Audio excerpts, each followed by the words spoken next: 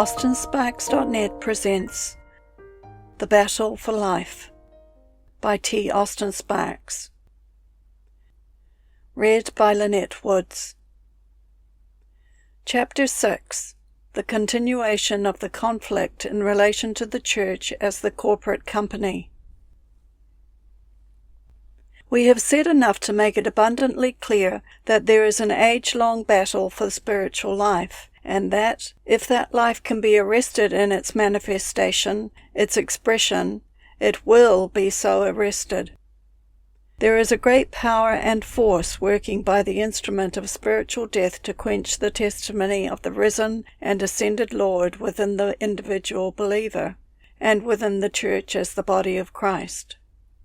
The individual believer and the Church are together in that battle for the manifestation of that life of the Lord. The issue is not as to the forfeiture of divine eternal life, nor as to whether Satan can take that life away from us, but as to the keeping of it from its full expression in believers individually and in the Church as a whole. That is the battle in which we are more or less engaged and concerned, according to the measure of our spirituality and our utterness for the Lord. What is true of the individual, then, is true of the whole body. The higher realms of the battle and the testimony. I think we can best get to the inside of this matter by noting the contrast between the first letter to the Corinthians and the letter to the Ephesians. By this means we shall be greatly helped in understanding the nature and realm of the battle for spiritual life. There are many practical suggestions and presentations in these two letters by which we can be governed in this matter. To begin with, let us note the realms in which these letters stand, for undoubtedly there is a great difference between them in this respect. We are familiar with the governing clauses of the letter to the Ephesians. The phrase, "in the heavenlies," is one of its dominating notes. We know quite well as soon as we take up the letter to the Ephesians that we are in the realm of the heavenlies. A great emancipation has taken place, a great lifting out, a great extrication, a great separation. One whole world has been left behind, and another has been entered in a spiritual way, where things partake the utterness of the Lord, where the Lord is seen in a full way as sovereign head over all things to the Church. Here there is nothing fragmentary, nothing partial, nothing imperfect, but everything is viewed as complete, full and final, and is linked in a perfect way with the Lord in heaven. Here all the expressions are heavenly expressions. It is a realm, and the testimony is there seen in true heavenly character and vigor. We mean that the testimony is operating in a heavenly realm. It is in those ultimate relationships which are spiritual, with forces and intelligences which are supernatural, which are more than human, and more than the forces and intelligences of this earth, that the testimony is seen to be operating. The testimony is reaching the ultimate ranges of this universe, is touching principalities and powers, world rulers of this darkness, spiritual hosts of wickedness.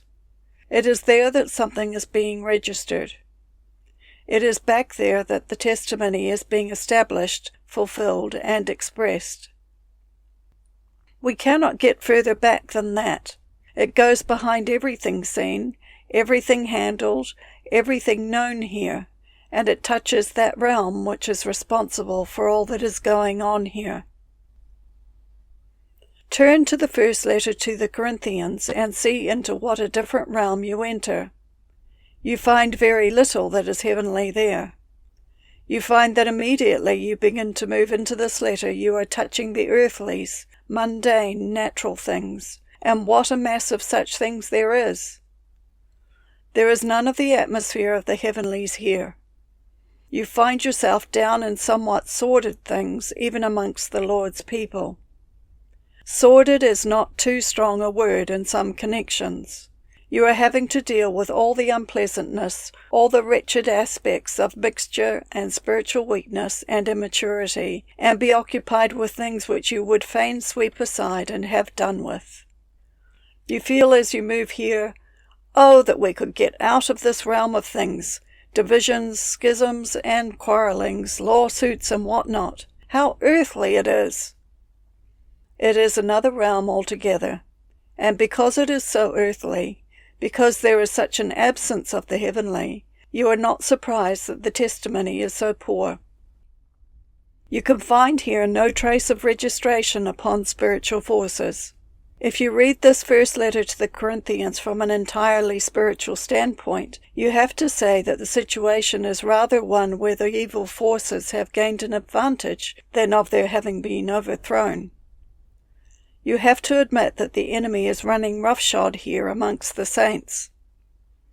He seems in some things to be having his way altogether, and carrying things into a realm which it is a shame to speak of, even in the world. Yes, it is true that the enemy is no defeated foe, so far as these believers are concerned, or so far as the situation in this letter is concerned. He is having too much of his own way, simply because they are so much on the earthly level of things. That speaks for itself, does it not? The testimony for its real value and effectiveness demands that the Lord's people, the church, be a heavenly body. It demands that. It is clear that these believers at Corinth had come into a very small measure of the power of his resurrection, simply because they had not entered into the meaning of his death, his cross. It is a sad and painful reflection that the apostle should have to remind them of the opportunity that had been theirs by what he says in the opening section of this letter. And I, brethren, when I came unto you, came not with excellency of speech or of wisdom. I was with you in weakness and in fear, and in much trembling. I determined not to know anything among you, save Jesus Christ, and him crucified. That had been Paul's attitude and message and aim when he went to Corinth some considerable time before he wrote the letter. Now, his having been amongst them, stressing, emphasizing Jesus Christ and him crucified and nothing else, and then much later writing such a letter, exhibits the fact that they had not learned that for which he had been there. If there is a living apprehension of Jesus Christ and him crucified, you will not have divisions like this, nor schisms, fornication, and all these things. They had missed the meaning of the cross.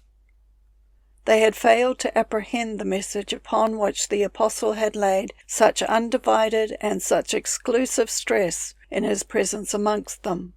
And if they do not know that, then how can they know the power of that resurrection life registering the impact of the risen, living Lord upon spiritual forces? You can never undo divisions among the saints by bringing saints together to discuss their differences and to ask them to make them up.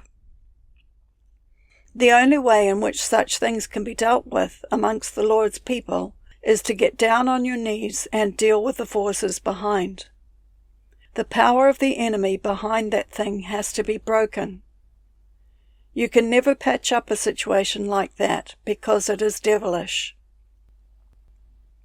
What is true in the matter of divisions is true in every other matter in this letter. It is the enemy behind who is ultimately the occasion of all this disorder, and there is nothing but the impact of a risen, ascended, sovereign Lord against the enemy behind which will make for a better state of things. All this is made very evident in Corinth. They could not register that impact upon spiritual forces because they were not in the right realm. That is a heavenly realm of activity, and they were on the earth, amongst the earthlies. The realm makes a lot of difference to the testimony. If you are trying to operate in the power of the testimony of the ascended and reigning Lord, and are living an earthly life, you are going to be absolutely worsted and proved completely insufficient for the situation. If we are really going to have the coming through of the power of his throne, then we must be severed in a spiritual way from this world, from this earth. We must be, in a spiritual sense, a heavenly people seated together with him in the heavenlies, blessed with every spiritual blessing in the heavenlies, and so on. The realm is important for the testimony's functioning. It is to this testimony that we are called. This is not some ideal impossible of realization. This is not something presented as a high level of truth. This is the thing for which the church is constituted. I do not believe, as some people seem to believe, that the church in Corinth and the church in Ephesus are two different churches. There is a teaching which says that the body in Corinth is not the same body as that in Ephesus. I do not believe that for a moment, and I do not believe that the Corinthians there called for anything less than the Ephesians. It is the same calling. The Corinthians were as much called to a heavenly life and heavenly testimony as were the Ephesians or any others. It is a matter of whether we accept the meaning of the cross to bring us through into the power of his resurrection, and that will determine how far we shall be the expression of that ultimate power of the enthroned Lord. That realm question touches any number of contingencies. It raises the whole question of whether we are living on an earthly level, whether we are officially bound up with something which, after all, is only earthly in its constitution, even though it be of a religious kind. All such questions as these are raised, and with them the issue as to whether we are out with the Lord in an emancipated, free, and clear way as his heavenly people. We are content to leave it there for the time, and you can ask the Lord to show you what it means in a fuller explanation to your own heart. The range of the battle and the testimony. Running parallel with the realm is what we may call the range of things, not so much the dimensions as the values, the qualities. Turn again to the Ephesian letter and note some of the great words that are found in it. There are some wonderful statements and phrases and terms. The exceeding greatness of his power, strengthened with all might by his Spirit in the inward man, able to do exceeding abundantly above all that we ask or think, according to the power that worketh in us. The power that worketh in us is capable of enabling us exceeding abundantly above all that we ask or think. Raised him and made him to sit at his own right hand in the heavenly places, far above all rule and authority and power and dominion, and gave him to be head over all things to the church, the fullness of him that filleth all in all. Pick out all these transcendent, superlative things in the letter. Do not regard them just as words, just as oratory, but mark the tremendous range of value and caliber represented by these things. You have nothing to compare with them in the first letter to the Corinthians.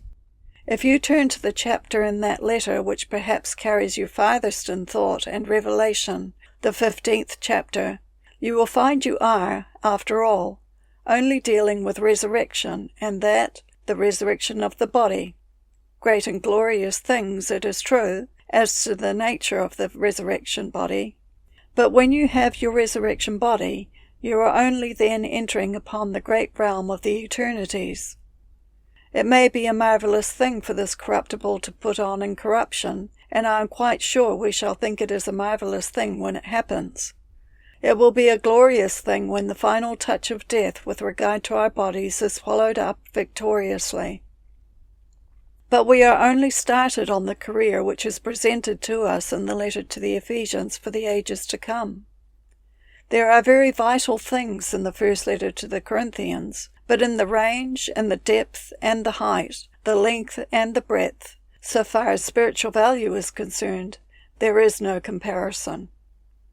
Even when you deal with the church, the body, in 1 Corinthians 12, you are largely dealing with it from the side of its expression here. When you deal with it in the Ephesian letter, You are carrying it higher, away from conditions where it is necessary to say such a thing as this. One member cannot say to another, I have no need of you. How that reveals what had been the spirit of things at Corinth, and what an earthly level had obtained there. The apostle, it is true, is giving an unfolding of spiritual relationships, but it is of such a kind as is largely occasioned, if not wholly, by spiritual disorder among the saints. But when you come into Ephesians 4 and touch the truth of the body there, you are breathing an altogether different atmosphere. Pass on to Ephesians 5:32. This mystery is great. I speak in regard of Christ and of the church. You are carried away into the great mystery of the body. That is something deeper. What is the explanation of this difference? It is not that they are two different churches, nor that they represent two different callings. It is that there are two different levels upon which they live. If all these wonderful things presented in Ephesians, these mighty, weighty things, are elements of the true testimony of Jesus, then they belong to a place where the earthlies are left behind. To put that in another way, you have to leave the earthlies if you are coming into the realm where those mighty forces are operating. Would you know the exceeding greatness of his power, which is to usward who believe? You cannot if you live on a Corinthian level, if you live on a natural earthly basis, even as a Christian. Do you want to know the fullness of Christ? Do you want to become, in a related way, the fullness of him that filleth all in all? You can never be that if you live spiritually at Corinth. The testimony is a mighty thing. It is a thing fraught with these massive elements and features of the risen and ascended Lord. There will be a universal expression of that fullness in the ages to come, but even now we are to partake of it. It is to be known and set forth now in a spiritual way in the life of the church, but the church has to come out onto the ground which is presented in this letter to the Ephesians. I am not saying that the church at Ephesus was on this level. It may or it may not have been. But it seems perfectly clear that the Ephesian saints were in a position to have such a revelation given to them, and the Corinthians were not. The Corinthians were not ready for it. But if Paul's visit to Ephesus and the results are indicative of anything, they do speak of thoroughness there. They brought their books of magic and made a great fire of them, and their price was considerable.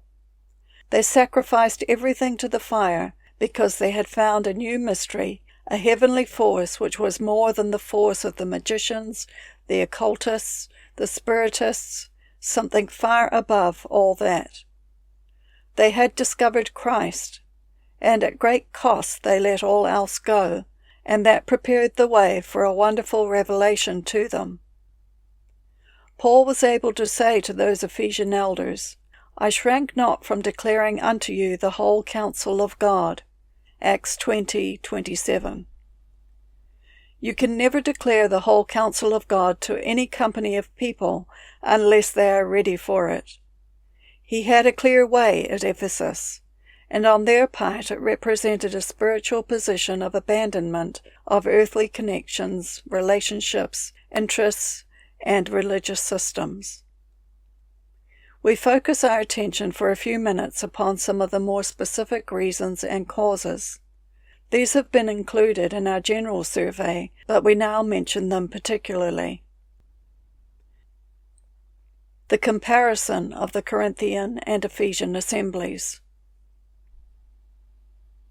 1. The place of man.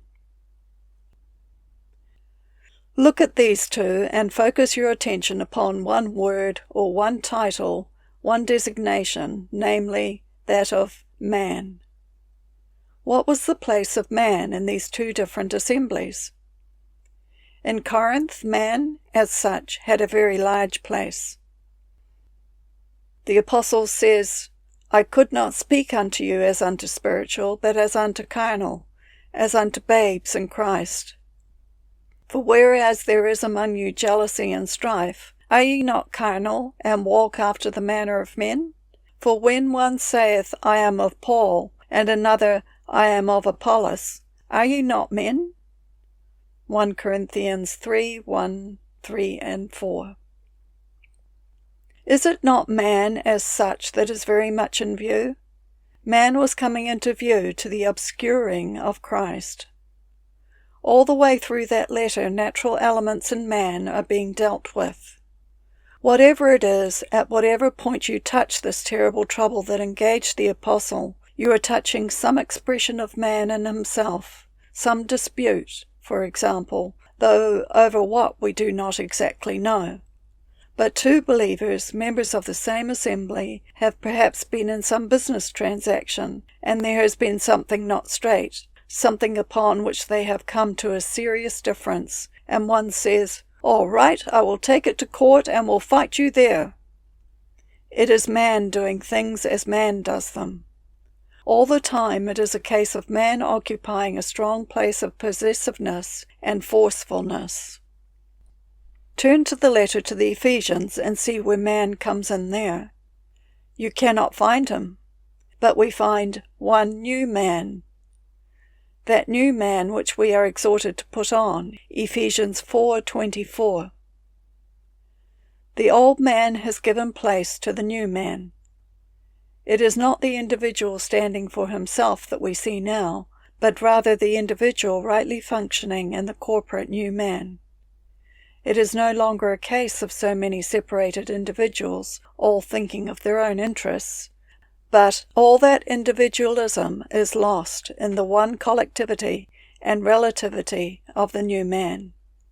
You can almost see them growing up into him, till we all attain unto the unity of the faith and of the knowledge of the Son of God, unto a full-grown man, unto the measure of the stature of the fullness of Christ. Ephesians 4:13.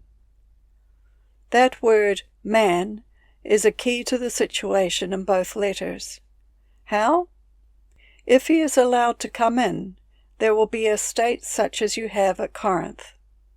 If he goes out, the prospects are of an Ephesian position. That is the work of the cross. You are not surprised, then, that in the Ephesian letter, fairly early you come upon the words, quickened us together with Christ, and raised us up in him, and made us to sit with him in the heavenlies in Christ Jesus. All that quickening and raising presupposes a death, and that is the death of the old man, the man by nature. 2. The place of the world. The word world occurs a number of times in the letter to the Corinthians. The wisdom of this world, the princes of this world. Read down those first 2 chapters and see what a large place the world takes. The world in its wisdom, the world with its spirit, the world with its way had a large place amongst the Corinthian believers. If you follow through the letter, you cannot get away from it. It is the way of the world, the way the world does things or conditions ruling in the world, the spirit of the world that is continually before us. The world has a large place in their reasoning.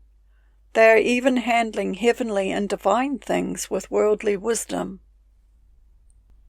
Turn to the letter to the Ephesians and see where the world is. It is left behind, and believers are seen spiritually as out of the world, though not literally so. They were here on the earth as much as ever Corinthians were, and were in the world as a sphere. They were here, and yet not here. Recall those strange and seemingly contradictory phrases in John 17. The men whom thou gavest me out of the world, they are not of the world. I pray not that thou shouldest take them from the world. We know what is meant in a spiritual sense, and there is no contradiction, in it and out of it at the same time. In Ephesians 5 and 6, those things which belong to ordered life here are mentioned. There are families, husbands and wives, parents and children, masters and servants. You say, merely earthly. No. They are the relationships proper to life here, and yet in them is the possibility of a heavenly life. All are lifted onto a heavenly level where spiritual interests govern those relationships, with a view to heavenly purposes and not just earthy interests.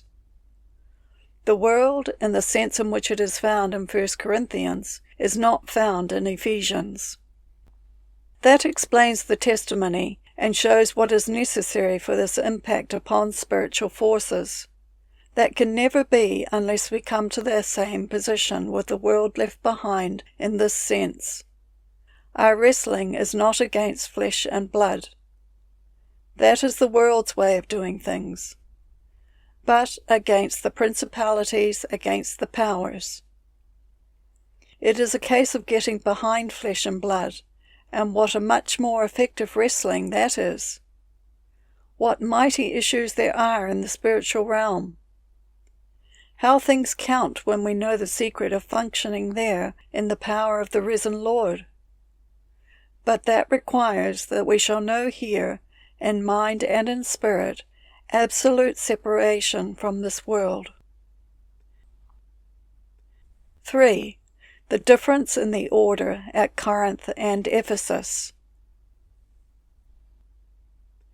At Corinth, two things, or two sides of the one thing, are presented. In what the apostle has to say, you have a heavenly order brought before you. He is indicating what that heavenly order is in the church, and is seeking to recover it, or to establish it. But over against, at least the intimation, of heavenly order, for the apostle does not develop it in fullness, there is a terrible disorder in the assembly. Read through the letter again, and see how everything is out of order. Their procedure, their government, their relationships are all in disorder. In dealing with the causes, the apostle has raised questions and issues which have become the battleground of the church ever since. Relationships and orders, positions and administrations in the church, all this was out of order at Corinth. We are not going to deal with the specific points. It would take too long and might not be altogether profitable. At any rate, it might swing us away from our specific intention at this time. Sufficient to say that the question at Corinth is largely a question of order or disorder. We must recognize that. There is nothing arbitrary about the apostle in that letter. A false explanation and interpretation has been put upon a great deal that Paul said in that letter, as, for instance, upon his reference to the place of the sisters in the assembly. The interpretation or construction placed upon his words has been that Paul was a woman-hater, and that he was caught up in the rabbinical idea of women, which held they were subject and had to be kept in a place of subjection, and therefore that what he wrote in that letter was out from that mentality, that conception. Nothing is further from the truth.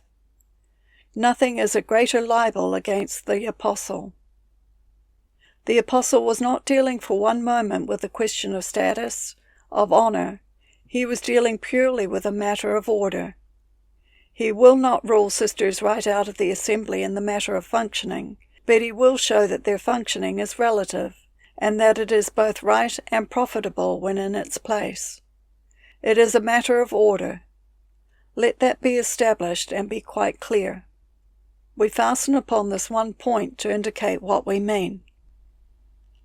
Turn to the letter to the Ephesians and you can discover nothing about disorder in the assembly. Chapter 4 presents the body and its relationships established, or that part of the letter brings it mainly into view. It is a beautiful heavenly order. There is no reference to an upsetting of that order.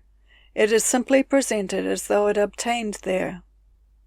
There is no quarrel over it, no fighting for it. It is a statement of a heavenly order. You are in a different atmosphere altogether. The point is that the Church's testimony to the risen Lord and the power of his risen life is bound up with order in the house of God. If the divine order is upset, the testimony is weakened and is nullified in that measure. There is a tremendous amount bound up with order. Let no one think that the appeal for order is simply with a view to having a domination, a control, a power over others, a desire to subject people. The word subjection has become anathema to a good many because they have missed its significance.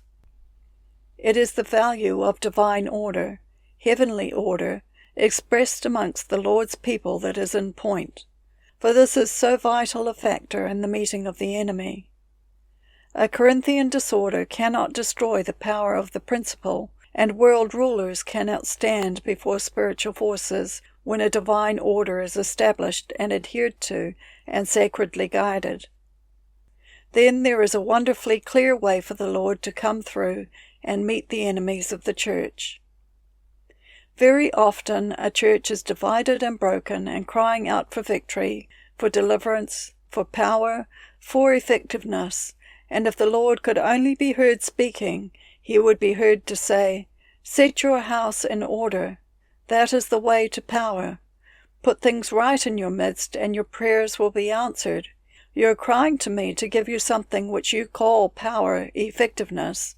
The way to it is through the clearing up of the disorders that are among you."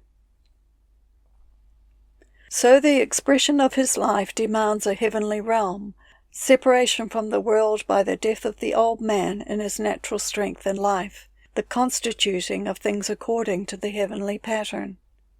This is all practical. There are no flights of thought to carry you away into ecstasies, but there is a coming down onto the practical basis of everyday things.